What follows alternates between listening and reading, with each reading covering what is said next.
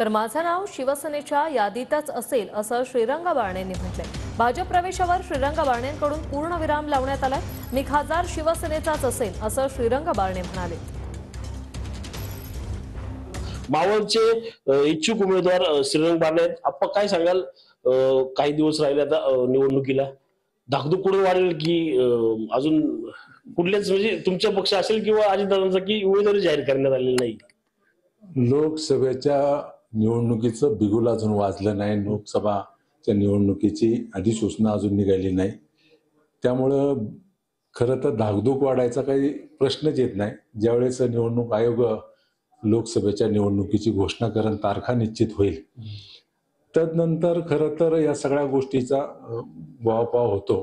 आणि गेली अनेक वर्ष शिवसेना पक्षाचा खासदार म्हणून मी काम करतोय। येणाऱ्या कालावधीमध्ये देखील शिवसेना पक्षाच्या माध्यमातून तुम्हाला उमेदवार म्हणून तुम्हाला निश्चितपणे दिसेल। रणजित जाधव, टीव्ही मराठी, पिंपरी चिंचवड।